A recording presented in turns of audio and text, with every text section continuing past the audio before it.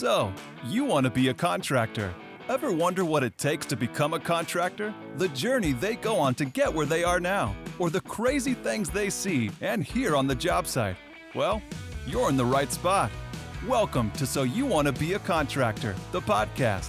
Join your host, Mike Fisher, as he talks to owners of construction companies from all over about how they got started, how they run their business, and some of the craziest stories they've experienced on their job sites. And now, your host, Mike Fisher. Welcome to So You Want to Be a Contractor. This is episode number 25. My name is Mike Fisher. My guest today, Chris Dyck, president at August Roofing and Solar. Chris, how you doing today? Good. How about yourself? Good. Thank you, man. We appreciate you coming on and sharing some time with us real quick. But the way we get all these started, we want to know your story, your history. How did you get into this industry and what brought you to where you are today? Well, it's a long time ago. It's actually right about 37 years ago today was when I stepped onto a roof for the first time. When I was growing up in high school, I was working at a gas station that was close to school, and at the time the area right near the gas station was booming with construction, and so it was back in the days when you didn't sit in a glass booth to collect money or out in the drive. And so I got to meet a lot of the construction guys, because pretty much the time I got onto the gas station at the end of the day was about the time they were coming down out of their jobs. And so I got to meet a lot of them. And one of them was a roofing superintendent for a roofing company. And he kept bugging me, "Hey, you got to come to work for me when you graduate." You know, like I said, construction was booming and they needed people bad. So, when I was, the week I graduated, I started talking to this guy. And, so he started telling me everything. And he said, "Hey, you know, the job starts at $9.65 an hour." And so just for a little context, minimum wage was $3.35. So $9.65 was a lot of money. Yeah. And so I was like, "Oh, I'm in. I'll do this roofing thing, no problem." And so the funny story to it all is the first day I went to work after I graduated, at the end of the day, my back hurt so bad. It wasn't even funny. So I stopped on my way home, and I got a newspaper to read the want ads to get a new job, because I said, I am not going to do this for the rest of my life. So you can see how well that has worked 37 years later. So that's how I got into the industry as far as roofing. Yeah. And so obviously, you know, probably worked for that company for a while. What was the journey like to, starting and opening August Roofing and Solar?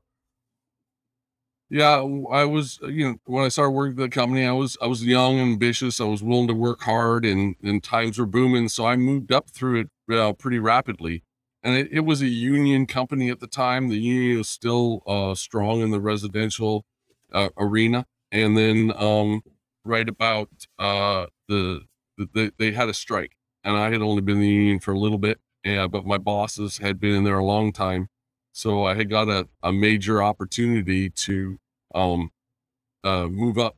And so they moved me up into a foreman position, superintendent position, really quick.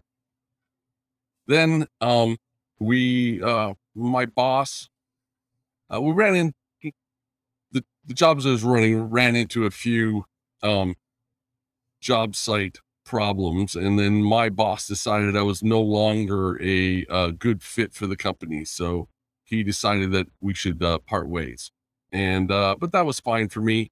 I had always wanted to own my own company since I was a little kid. You know, some kids want to be firemen, policemen, whatever. I don't know. I was a little different. I wanted to own my own company. It didn't have to be anything in particular. I just wanted to run a company.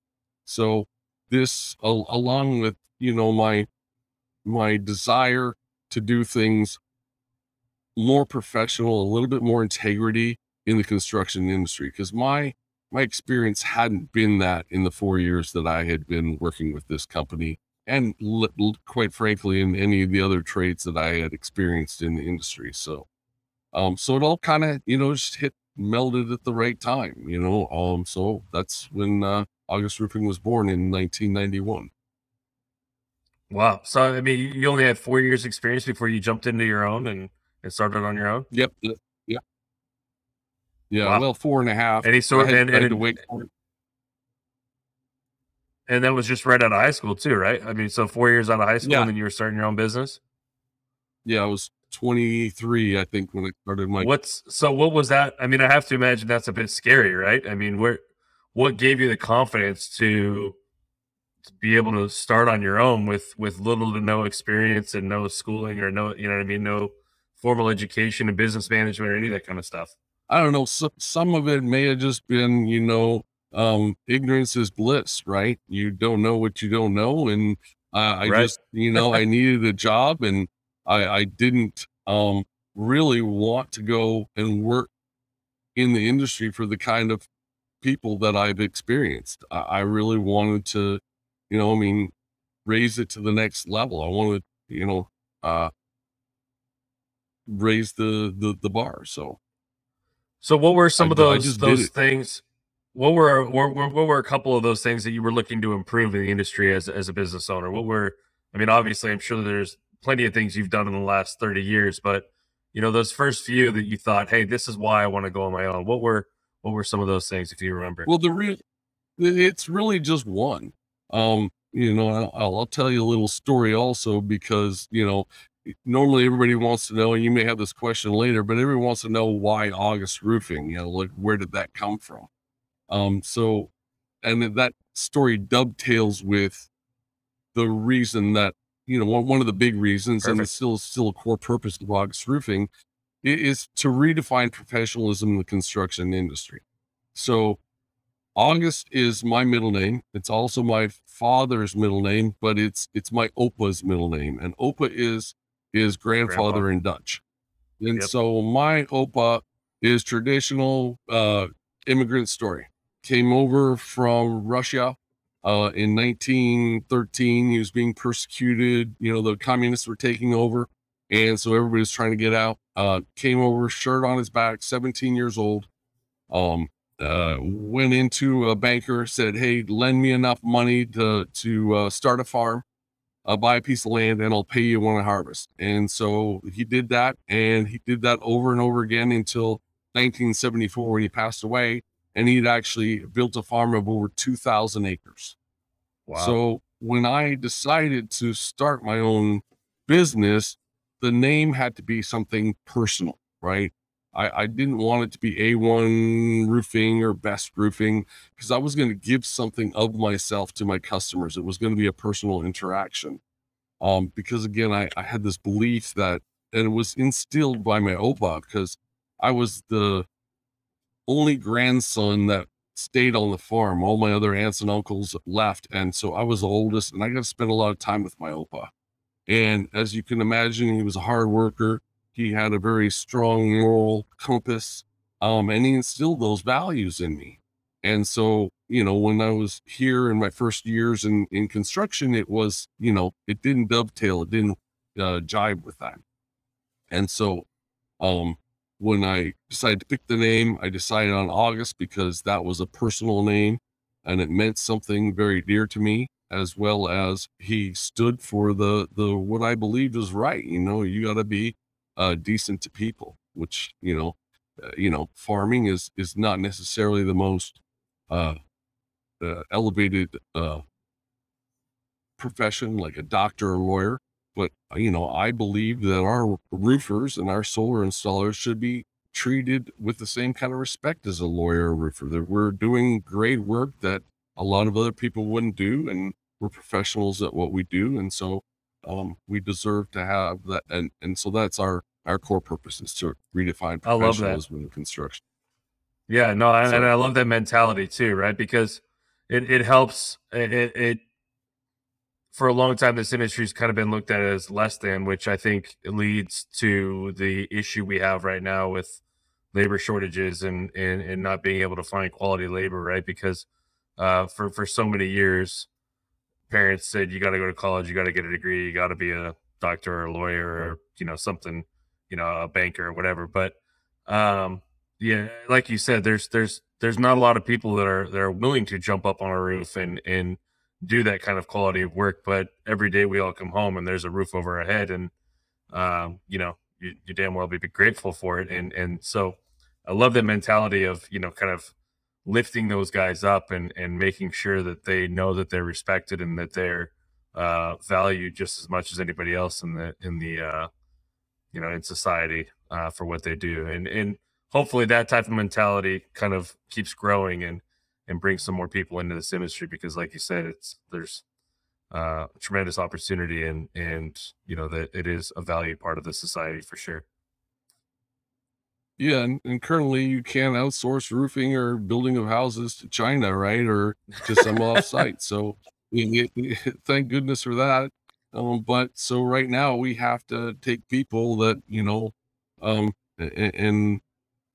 do it here right on site. And so again, I believe, like you were just saying, that's, we should elevate them. We, roofers or anybody in the construction trades, we rely on our house as a safe haven, right?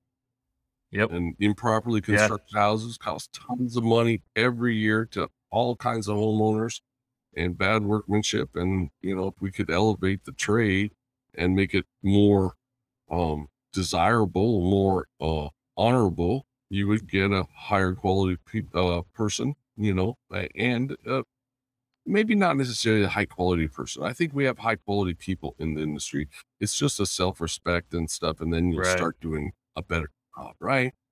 You Yeah. know, No, that's awesome, and I applaud you for running your company that way and instilling that mentality and sticking with it for as long as you have too, right? I mean, there's something to be said for sure. We all, you know, might have that ideology getting into starting our own business, but to actually maintain that ideology and that mentality for as long as you have, I'd have to imagine it creates pretty tremendous loyalty with the people that you have on your team, I would assume. yes, I'm very blessed to have quite a legacy of employees. Yeah, that's awesome. So going back to the start, you got 4 years experience, just barely out of high school. You've been on a few roofs. I mean, where do you even start from a business generation, you know, standpoint? I mean, you got to have jobs and you got to have money coming in the door, but I mean, where do you even start with that, and what does that process look like for you? Well, like a lot of s- guys in the trades, you are always doing side work, right? So I kind of started parlaying my side work into jobs. It got into, I kind of remember, you're bringing back memories, but it was a local referral program in my local city. Joined it for a few bucks, and then, I mean, literally hustled.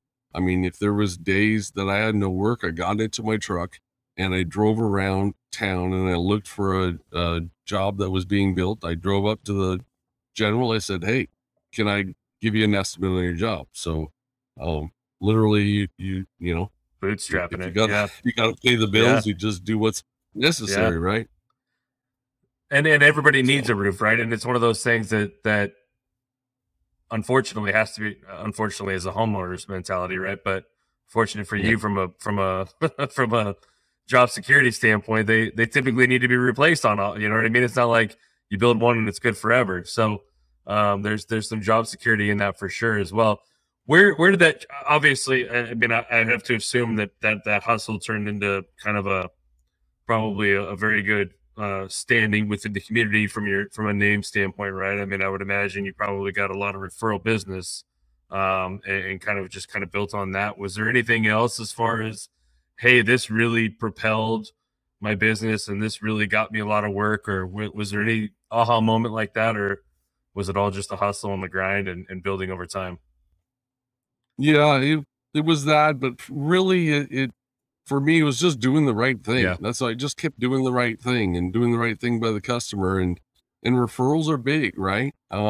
Customers most know the horror stories in the construction industry of bad things. And so at least the kind of customers that people should want to work for are the ones that really value the quality and protection that the right guy will bring to you, right? Or company. Yep. And so that really has been our marketing program, is just do a great job for the customer, and they're going to tell friends, and it just continues on that way. Yeah.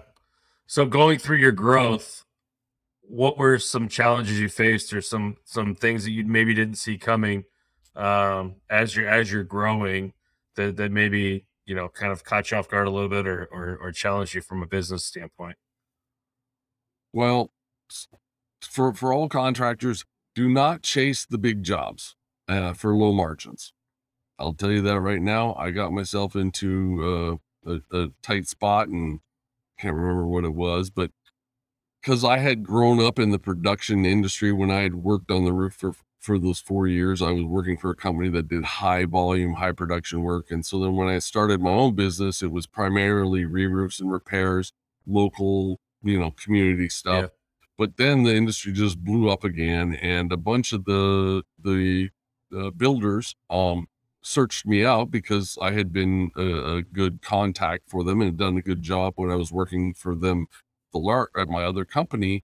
Uh, and they asked me, he said, "Hey, come on, throw your hat in the ring." And so I did. And so I got all, fancy and thought I was great getting all these big jobs. But you know what?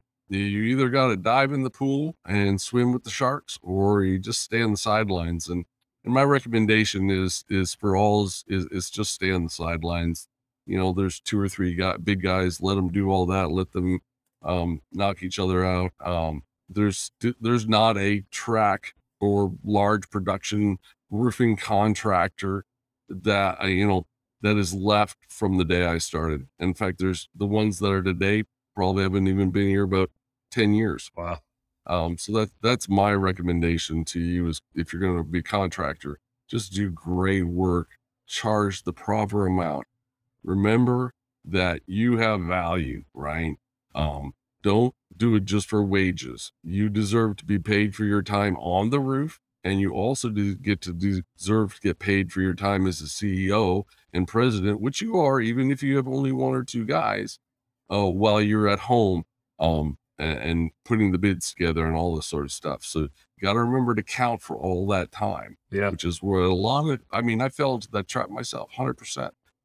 But that's the thing that I probably learned, that's the best information that I can give to a guy that might want to start. Well, and I think part of that comes from how you operate in your mentality too, right? I mean, there's something, there's a way to make money doing those production jobs and those high volume jobs, but you're definitely giving up some of those things that you value and you don't want to give up from a company standpoint, right? As far as how you treat your guys and the type of work that you do. And I mean, I live in South Orange County, right? I mean, right down the road from Ladera Ranch, and I feel like it's one of those areas where, a lot of those builders maybe didn't value a lot of that stuff. And, they're all being repiped, 10, 12 years after being built. They're all having re-roofs, a certain number of years. It's almost like, one of those trucks can go in and for a repipe and get 13 houses on a couple streets because they all need it done. So, and I think, not to say that that's not a way to do business, but I think that, doing it the way you're doing it, I think is why maybe it wasn't such, which is awesome too, right? I mean, that means that you value your company and the work that you do, and want to make sure that your name is put on something that's quality and that people enjoy coming to work for. Yeah, I didn't mean to devalue that at all. And there is no, not at all. Like I said, I just think that there's a difference for sure. Yeah, no, 100%. There's a difference, and I guess that was just going to circle back, because a lot of guys, we have if you ever read the Michael Gerber book, what's it called? Something about an entrepreneur. They say we have an entrepreneurial seizure one day, a tradesman, and then all of a sudden he thinks he's a businessman, right? And so for me, it's usually, one guy, he's got two or three guys. For me, it was me and two guys. That's how we started the company. And so, I was tearing off and putting shingles on by day, and then bidding jobs, then run into the material house right after work to get stuff for tomorrow, and then estimating the jobs at night, and then just rinse and repeat. Yep. And so, a lot of times guys will kind of get themselves into financial problems because, and I learned this, myself, is that if you, by not charging enough, not charging for that Right. time when you were sitting at home, because that is valuable time. Any other company, you know, needs to pay for that time. You know, now that we're 50 employees, you know, and I have people putting estimates together, well, that costs the company money. So that is now Yep. part of the bid and part of how we stay in business. So that's a lesson that I learned big time, and I wish I had Yeah, I known. think it's harder when you as the CEO, it may be harder when you as the CEO are doing the work, right? Because it's not money coming out of your pocket directly Right. because you're not paying Mhm. somebody to do those estimates. But yeah, like you said, I mean, your time is valued, your time is worth something. And if you go back to that comparison to an attorney or a doctor, right? I mean, they're billing by the hour, they're billing by time, regardless of what they're doing for you. You know, they may not be actually in a courtroom fighting for you, but if they're reading or you know drafting up something for you, they're charging for their time, and same kind of concepts, right? But yeah, I think Absolutely. that's where, like you said, but it's hard, right? It's hard for somebody beginning to charge for that because they may think that, hey, this is gonna, you know, price me out of this job, or it's gonna bid me out of this job, but you get too far down, and that may be the case for a couple jobs, and you may want to, you know, kind of discount yourself for a few jobs to win a couple, but in the long run, you definitely need to make sure you're valuing your time and charging for it appropriately. I agree, and I love that mentality for sure. Yes. So so you said you're about 50 employees now? Yeah, that's correct. Awesome. Yes. And where are you at geographically? What does your scope look like or your reach look like geographically? Yeah, our corporate offices are in Simi Valley. We work from Santa Barbara all the way through Ventura County, all the way out to Beverly Hills, Santa Monica, and then inland as far as Santa Clarita. So fairly And is it decent still mainly geographically. just residential re-roofs and Yep. Yeah, residential re-roofs and solar. We do custom obviously the homes, solar? but Yeah, yeah, and we do custom homes, but only the, you know, higher end builders that really appreciate and value service, right? You know, they right, have discerning clients that need things to happen. And so they're willing to say, okay, you know, we're willing to pay more so that we have the kind of service that we need. And right. then the solar has been a great add-on. We added that on in about 2015, and that was actually driven more out of because the solar industry went crazy and were slapping solar on any kind of roof, whether it needed to be re-roofed or not. And then I believe that was a really wet year, and on my phone was ringing off the hook with people with solar systems, and all they said, my solar system's leaking and I can't get a hold of my solar contractor. He's out of business. And so I'm like, geez, I guess I had been using a subcontractor to help me with this because it was only a one-off here and there, but it went crazy that year. So I'm like, well, you know what? I got to get in this because my motto is we really don't subcontract anything out. Like 1% of our revenue is Yeah. subcontracted out. Other than that, we do it ourselves. I'm also a licensed B contractor, so that's how we can do the solar and the roofing together. And so that's how we got in there. So it's kind of funny. And then it's now progressed to, you know, our solar is almost doubled. We'll double this year, and that's all new installs. And we're actually finally getting some solar only installs. For the most part, people only would do whenever I got a solar, it was because I sold them a roof. You know, kind of went that package. Right. Yeah. So And I have to imagine it works the other way too, right? I mean, when somebody wants solar and you climb up on the roof and go, "Hey, it's about time." You know oh what I yeah, mean? well, And you're kind of that's what I think the industry or the marketplace, let me put it that way. The marketplace has learned that if I'm going to put solar on my roof, now's the time to do my roof, not later, because people are they right. get some get mad at me when I tell them it's going to cost them $8,000 to $10,000 to take the system off and reinstall it properly, flash and attach to the roof. They're like, well, that's half of what I paid. And I'm like, well, you I already see, paid for that. Yeah. exactly. You know, we just had a customer that, um, uh, we proposed his roof was like 15 years old. It's in decent shape. but he's going to put a 25-year solar system on there. His roof, fit 5, Not gonna 7 last years. 40 Wasn't years, a yeah. high wasn't a high-end shingle roof, and he got a little testy because he had a contractor behind me come in and say, "Hey, you don't need to replace that." And I'm like, "Well, I'm just trying to give you the best value going forward." And his roof wasn't that expensive. I go, "You're going to pay half of this for me to take the solar off in 5 to 7 years, or Right. you can just do it all now, and you have a 25-year system. It's all in the same, integrated the same and have the Timeline, yeah. same life cycle." So So what was it like learning the solar aspect of it, right? I mean, you had so much experience from a roofing aspect, but like you said, I mean, going back to kind of how you got into it, right? I feel like a lot of solar companies when they started were just the sales, and then they would just hire some random guy to put the the system on the roof, and there was no connection between the two, which I think is where the industry and that marketplace failed early on, right. right? And kind of gave a Yeah, bad rep completely. to that process for sure. But learning how to do it and kind of bringing that on and making sure that you can do it to the standard that you expect and that you want to provide had to be a process. So how did you go about kind of learning how to do that and adding Yeah, that in?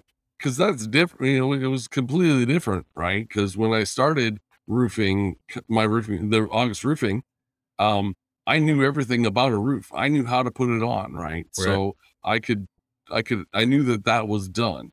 This was completely different in the sense that now I'm running a company and I want to add a service on. So what I did was I went out and I had a friend that had been in the industry for years, and he'd actually been in all phases of the solar industry. He started out installing, then he went and worked in sales, and then he went and worked for a manufacturer. So he had a really round knowledge of it. And so for me, I didn't have the time nor bandwidth running the rest of my company to understand and learn solar at the level that I wanted to make sure that we were doing the same level of solar as we were doing roofing.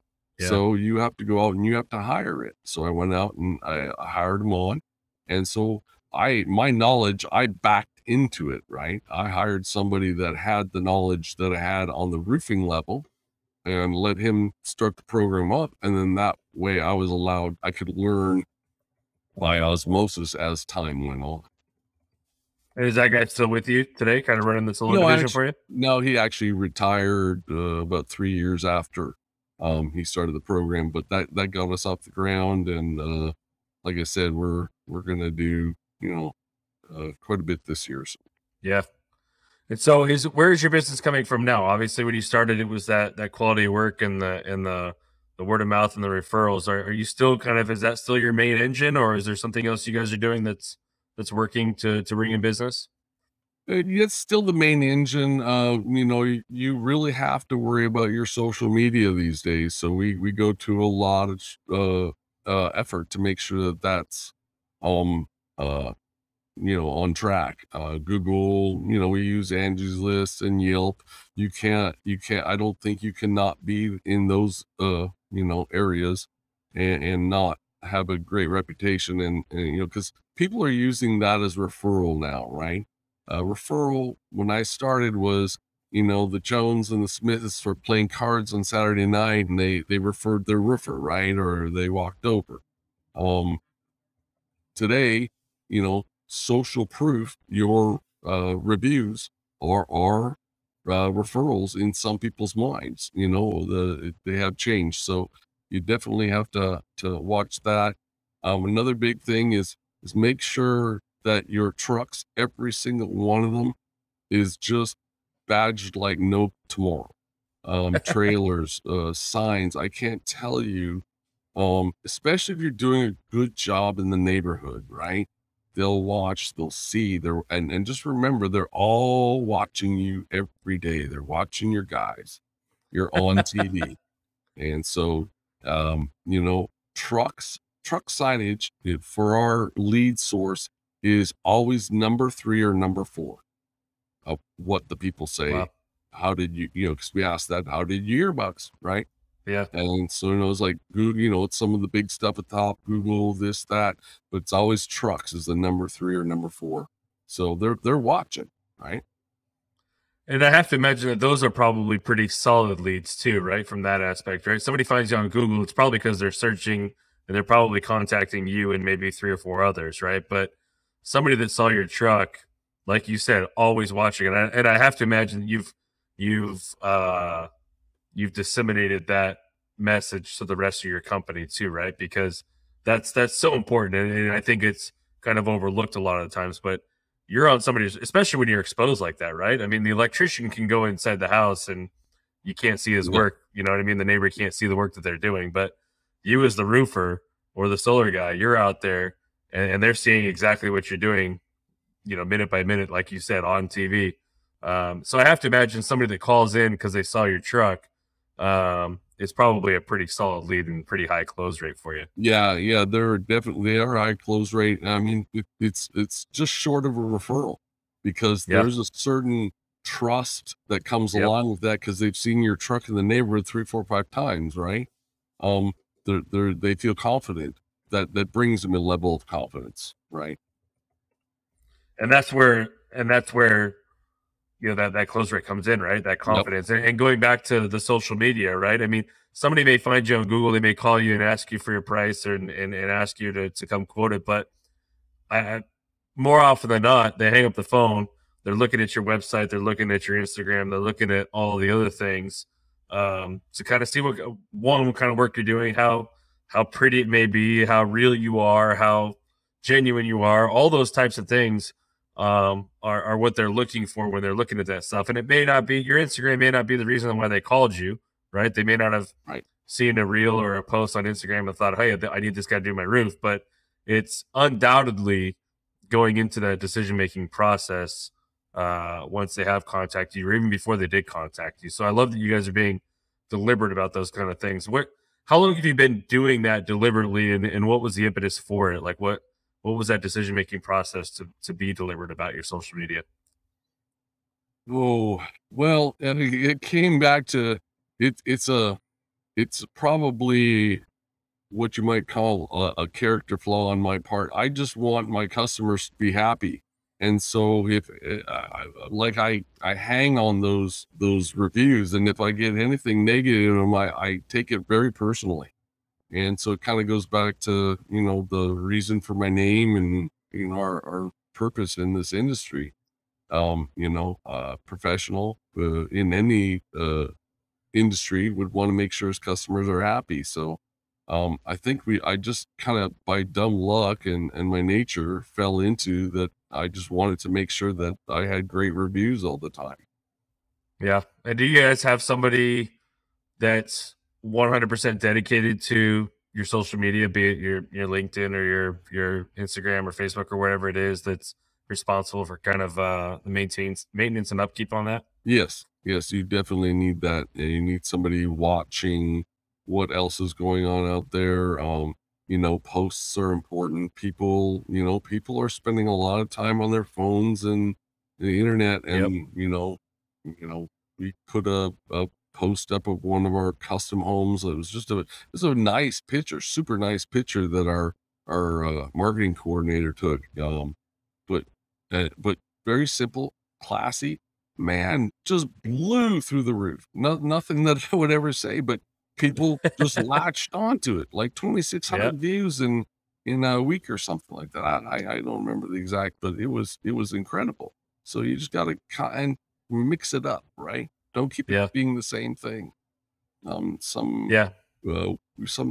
had a website that we hired that took care of all this, but they got very generic, right? And so you're getting posts out there, but it's not really real, right? Or exciting. Well, and they don't know your business, right? Right. I mean, somebody that's in your office daily, communicating with your employees and working inside your business, they know what you guys are, and they know what your values are, and they know what is important to you guys. So it's easier for them to kind of portray that, right? And show who you are and what you do and why you do it.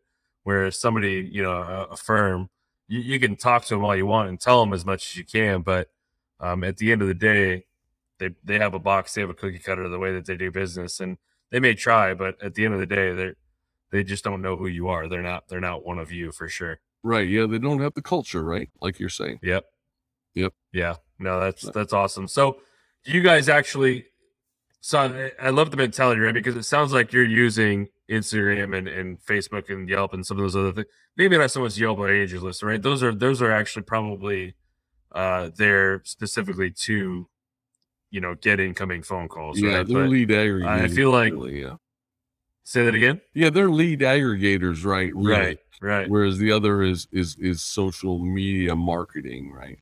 Right. And branding, right? I mean, and I love that you've kind of just differentiated those two, right? Because I feel like a lot of contractors who may not be in social media as much, or just now getting into it, see it as, hey, I use Yelp and Angie's List, and this is where I get leads from.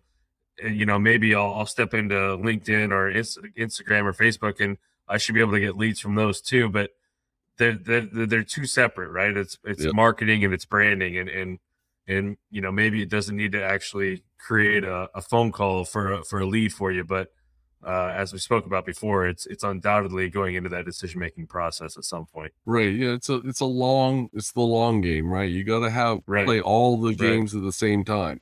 Lead aggregators, your Angie's, your Yelp, modernize some of those other ones. They're going to get you leads right now. Your social media marketing, some of your other marketing stuff is going to be long-term, and you just have to constantly do it at the same level, pick your level and do it for a long time, and it will pay off over time.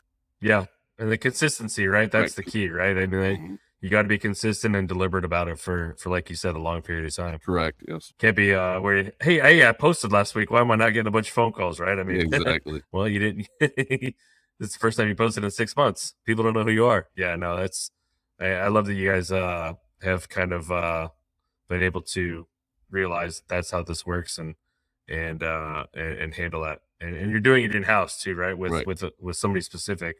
A lot of guys try and just do it on their own when they have time, but like you said, that leads to some inconsistency and you know, not necessarily being able to do it long term. Right. And like you said, the consistency, and, you know, a lot of times going back to, you know, getting the phone to ring, you know, when you're first starting out and you're trying to, you know, do some of these different things, you know, you got this level of, you know, I need leads, and so, you know, social media marketing doesn't necessarily just make the phone ring right away.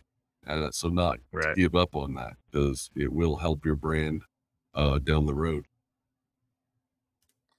So what does hiring look like for you guys in the last couple of years? I know it's been tough, you know, kind of over the industry, but does that social media help in that aspect at all? Are you guys seeing people coming through the door that maybe know who you are, or what does that hiring process look like for you guys, and how challenging has it been? Well, tell you the truth, we started in 2019 because we were growing, and I had, you know, good loyal crews, but we were maxed out. We couldn't do any more with them, and so we're trying to hire, and it just wasn't working. You know, I was putting ads in, you know, Craigslist or wherever. Guys would come in, you want to work, go out there, and it just wasn't working. And so, you know, you have this definition of insanity, doing the same thing over and over again, expecting different results, right? So I decided, and I had a hiring process for my management level, which included,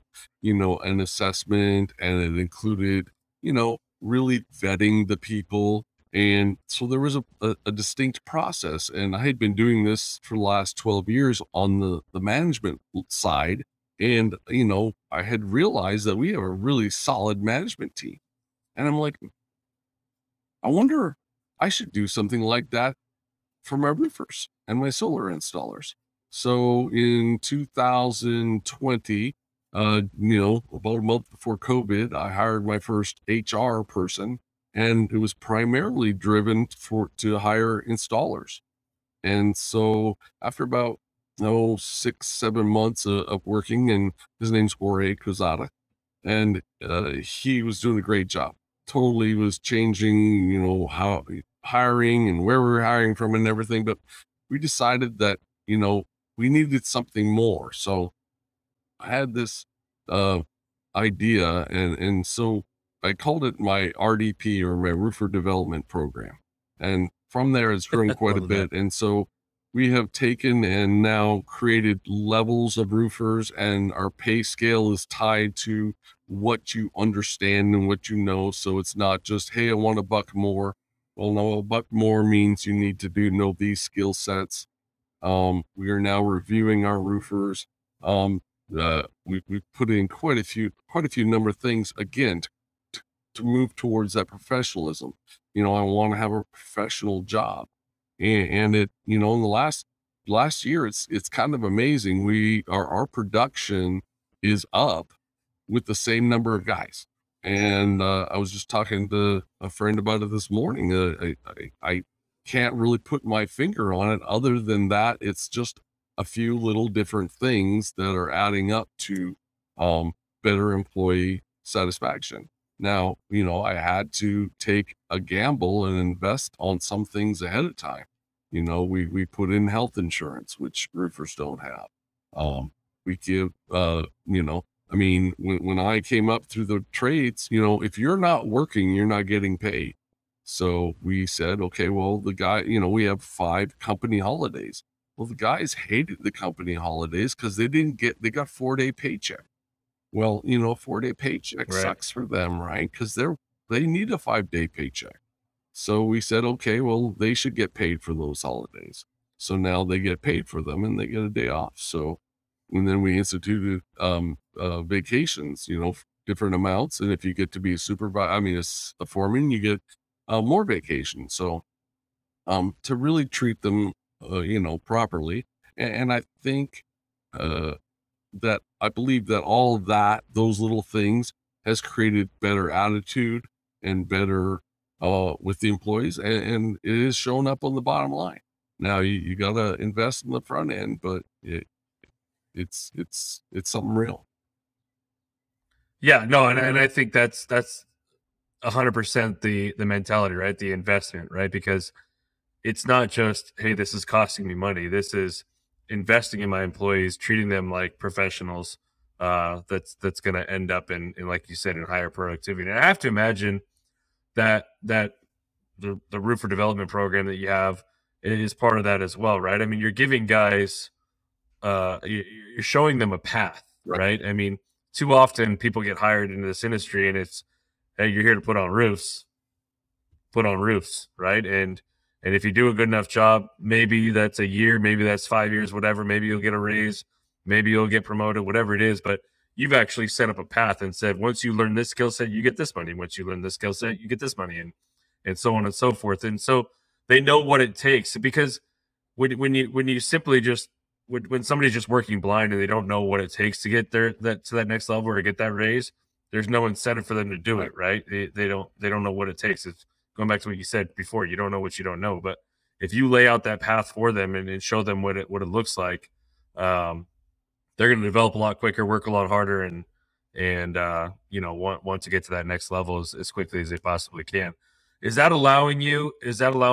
program and the way you guys are doing it, is it allowing you to bring in guys that maybe don't have as much experience, because you're able to kind of work them along the path rather than, hey, I need a guy to throw him up on a roof and do the job that, normally a guy that with 2 or 3 years experience does? Is it allowing you to kind of bring in some newer guys without as much experience? That was the idea, because the pool of qualified tradesmen is just shrinking every year, right? So we need fresh people to come in here, like happened with me 37 years ago. We need fresh people. And so, it's pretty amazing how many people really want to work outside and want to build things. They just need somebody that's going to come alongside and invest in them. And actually, we kind of got off track of your question before, was how's hiring going? And with the career path, when you're sitting down and trying to hire somebody, and you're saying, well, here's a career path, how you could get to making $50,000, $60,000, $70,000 a year, even more. Cause some of my roofers that started as roofers are estimators now. So even more, because this company promotes from within and we have a path. now you can take a guy that's got some ambition, and they're like, yeah, I want that. I even have a guy that's got a college degree. He went to college, got a job at a bank, and after about a year, he was like, I cannot do this. I have to be outside, you know? And Yep. so he came, and he's moving, he's a smart guy, moving along like crazy, like gangbusters. So, well, and that's I think that's where your advantage is, right? I mean, when somebody else or electrician tries to hire somebody brand new that doesn't have the experience, and this person comes in knowing that an electrician makes 60, 70, 80 grand a year, that's what they want to make. Well, you can't hire somebody that has no experience to make 80 grand a year, right? And if you don't have that path like you do to be able to say, look, you're only going to make this right now because you don't know anything, and we're going to teach you, and we're going to give you this path, and and here's all the levels, and here's how you get to that 80 grand a year. It's a lot easier to bring in somebody that maybe doesn't have experience when they can see that path, like we talked about before. I think that's probably one of the smartest things you've done, and it's probably especially from a hiring standpoint, helped you. When a lot of other guys out there are struggling right now for sure. yeah, and it'd be nice to see other contractors do it themselves, because I love this 100%. trade. It has fed my family for 40 years. I've sent kids to college, so it's taken good care of me and my family. And so comes back to my heartbeat: professionalism in the construction industry. I want to see more of my competition be professional. I'd love to compete against professional guys. Well, it only makes your job easier, right? I mean, it's hard to compete against a guy that isn't professional and can undercut you by 25 or 30% because they're not, right? It makes your job a lot easier when that's what a lot of, I guess, competition is healthy, right? Because it only kind of helps the entire industry and will help you out in the long run.